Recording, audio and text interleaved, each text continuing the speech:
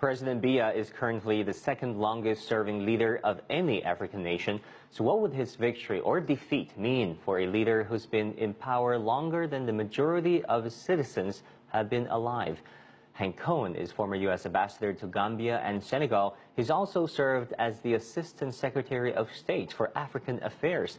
Ambassador Cohen, welcome back to our program. Thank you. Thank you. We saw this Anglophone crisis. Why that part of Cameroon instead of, or more so, than the Francophone area of Cameroon? Well, the English-speaking part of Cameroon is in deep trouble because there's a great deal of discrimination against those people by the majority who are French-speaking. They're getting very little of the wealth, or very little of the business investment and that sort of thing, so they are very angry. Secondly, when they voted under the United Nations to join the French-speaking Cameroon, they came in as a federal independent state, and they had their own legislator and their own chief of state, and they only shared the currency and the foreign policy and the defense. In 1972, the federal government had a referendum to unite, and of course this was illegal because this minority never wanted to be united totally with the rest of Cameroon, so they were just smothered and taken into Cameroon. They're very angry about it. So what would the result of this election mean to the Anglophone crisis?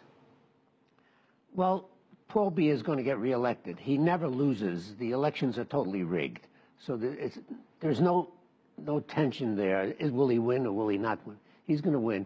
So now the government has two wars on their hand. In the north, they have the fight against the Islamic terrorists, Boko Haram, who come from northern Nigeria.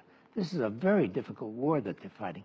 And in the west, they're fighting guerrillas from the English-speaking part of Cameroon, and you cannot defeat them because they have unlimited support from across the border by Nigerians. I'm not saying the Nigerian government is helping them, but Nigerian ethnic brothers are giving them unlimited arms and unlimited money. So they have to get into a negotiation with these people.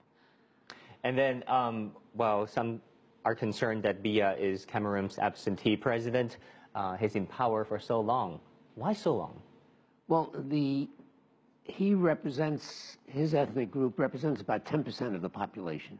They control the military, they control the security, so they've been in power strictly by rigging elections. Some parts of the Francophone areas are happy. They have business, they have agriculture, and they're doing well.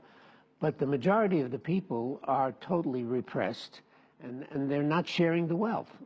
Can you briefly remind our audience, our global audience, of the composition, percentage-wise, between the Francophone and Anglophone Cameroonians? The Anglophone are about 15%, and there's 85 of the Francophones. And then we know that nearly 60% of Cameroon's population is now under the age of 25, fairly young. What's the impact been on the younger generation? Well, they need economic expansion, and because of these two wars going on, Cameroon's not getting in much investment. Cameroonians are not investing money, so the opportunities for these younger people to get jobs, to get education, is just not there. So it's become a very dangerous situation. What can the opposition do, or what can the international society do under this, the institutional design that has been in place in this country for so long? Well, internationally, they're getting help to fight the Islamic terrorists. The United States is there, and that everyone's doing the right thing. But for the western part of the country, with the English-speaking people, they need to have pressure to negotiate a new arrangement where they can return to the federal system that existed before 1972. Ambassador Cohen, former Assistant Secretary of State, thank you so much for your insight. You're welcome.